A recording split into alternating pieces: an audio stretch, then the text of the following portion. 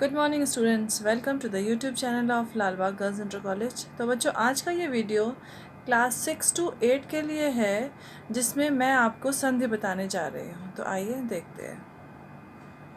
तो बच्चों, संधि का यदि शाब्दिक अर्थ समझें तो संधि का शाब्दिक अर्थ होता है मेल।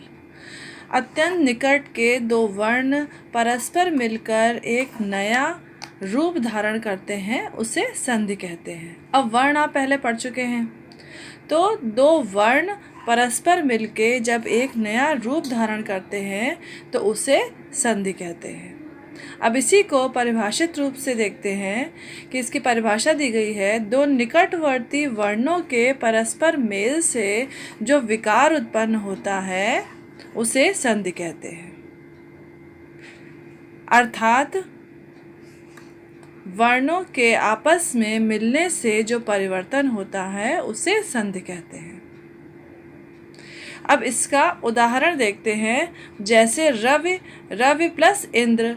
रवि में छोटी ई की मात्रा वा में लगा तो छोटी ई और प्लस छोटी ई, तो छोटी ई प्लस छोटी ई इज इक्वल टू बड़ी ई। तो यहाँ पर नया शब्द क्या बना? बड़ी ई। तो इसे कहेंगे रविंद्र। ई plus E is equal to बड़ी ई, तो यहाँ पे नया शब्द बना रविंद्र। अब इसी का हम संधि विच्छेद देख लेते हैं कि संधि विच्छेद क्या होता है। ये होता है संधि और ये होता है संधि विच्छेद। संधि विच्छेद, संधि करते समय जिन व्याकरणिक नियमों का पालन किया जाता है उन्हीं के नियमों को ध्यान में रखते हुए जब संधि शब्दों को अलग अलग लिखा जाता है तो उसे विच्छेद या संधि विग्रह कहते हैं। अब संधि विग्रह और संधि विच्छेद एक ही बात है। विच्छेद को हिंदी में विग्रह ही कहते हैं, तो संधि विच्छेद यदि कहें तो वही बात है, और या फिर हम कह सकते हैं कि संधि विग्रह। तो संधि करते समय जिन व्याकरणिक नियमों का पालन किया जाता है उसी नियमों को ध्यान में रखते हुए जब संधि शब्दों को अलग अलग लिखा जाता है तो उसे संधि कहते हैं। अब जैसे यहाँ पर रविंद्र को ही फिर से उदाहरण दिया है कि रविंद्र शब्द, संधि शब्द में रवि प्लस इंद्र दो पद हैं, अतः नियम पूर्वक विग्रह करने पर ई plus E is equal to बड़ी ई प्राप्त होता है। विग्रह करते समय ध्यान रखने योग्य बात यह है कि दोनों पद सार्थक होने चाहिए। कहने का अर्थ है कि इन दोनों पदों को मिलाने से एक नया पद बनना चाहिए, तभी यहाँ पर संधि विच्छेद होता है। अब संधि विच्छेद जो है, संधि के प्रकार, संधि के 3 प्रकार होते हैं। एक होता है स्वर संधि, दूसरा होता है व्यंजन संधि और तीसरा होता है विग्रह संधि। अब हम स्वर संधि देखते हैं कि स्वर संधि क्या होती है। इसी में आगे हम स्वर संधि के भेद भी पढ़ेंगे। तो स्वर संधि क्या होती है? जहाँ दो स्वर मिलकर नए रूप बदल जाते हैं वहाँ स्वर संधि होती है।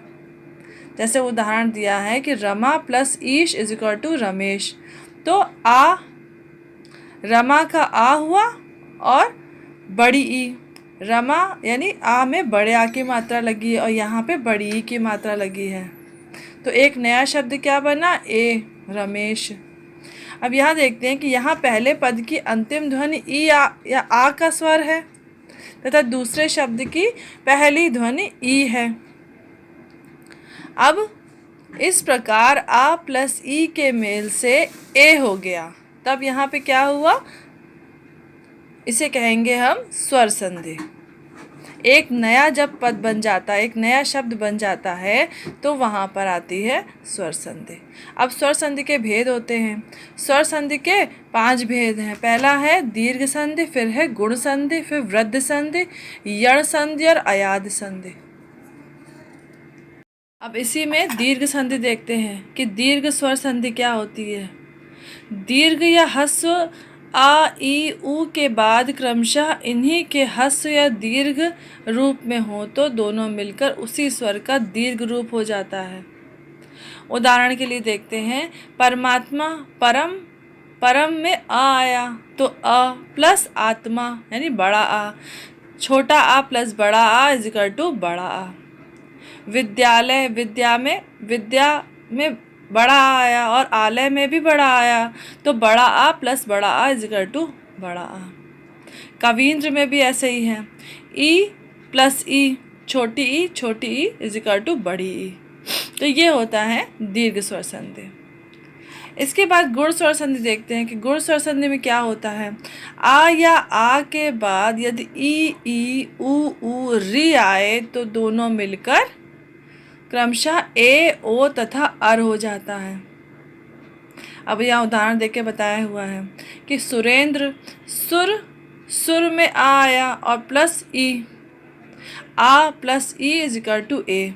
जैसे हमने ऊपर देखिए बताया आपको, ई ऊ री आए तो दोनों मिलाकर क्रमशः ए ओ तथा अर हो जाता है।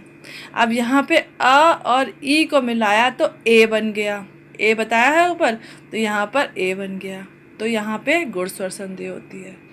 अब इसके बाद है नरेश, नर आ आया प्लस ईश ई, आ ई के मेल से यहाँ पे ए बन गया।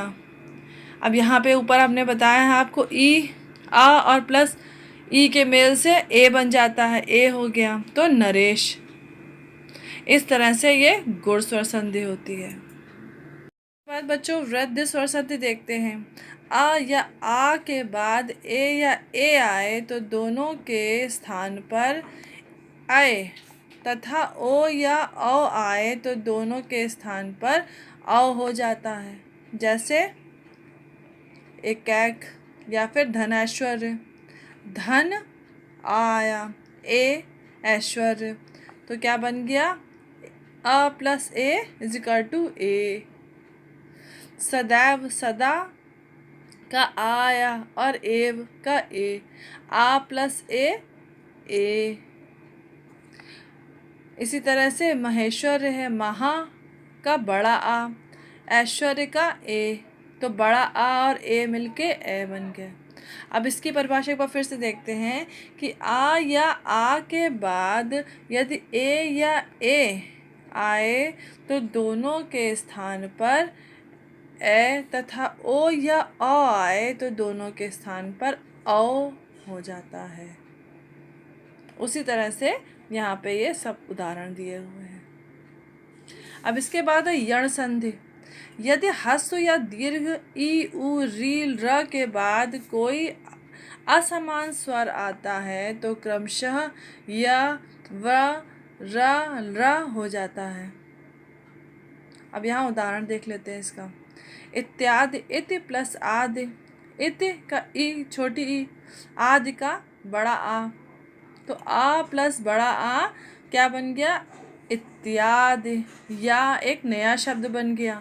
तो यहाँ पे ई प्लस बड़ा आ इज इक्वल टू बड़ा आ, तो यहाँ पे क्या हुआ, यण संधि बन गई।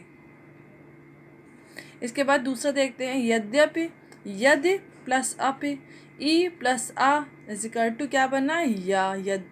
यद्यपि बोलते हैं ना, तो या जहाँ आ गया तो E plus uh is equal to या, तो यहाँ पे क्या हो गया, यण स्वर संधि। अब इसी में पांचवी संधि है अयाद स्वर संधि। अयाद स्वर संधि, यदि ए ओ औ के बाद कोई स्वर आए तो इसके स्थान पर क्रमशः अय आयु औ आव हो जाता है। जैसे शयन, शे प्लस अन, तो यहाँ पे नया शब्द क्या बन गया, य। तो आइए देखें, ए plus uh is equal to अय, तो शयन, आय, एक नया शब्द अय बन गया, इसलिए यहाँ पर अयाद स्वर संधि है। अब इसी में एक और उदाहरण देखते हैं कि नयन, ने प्लस अन, अब ने का ए और प्लस आ, तो क्या बन गया, अय, तो यहाँ पे कौन सा हुआ अयाद स्वर संधि। तो आप अपनी बुक्स में इन संधि को पढ़िए और समझिए, और इसका कितने समझ में आया ये बात आप हमको व्हाट्सएप ग्रुप पे बता सकते हैं। Thank you.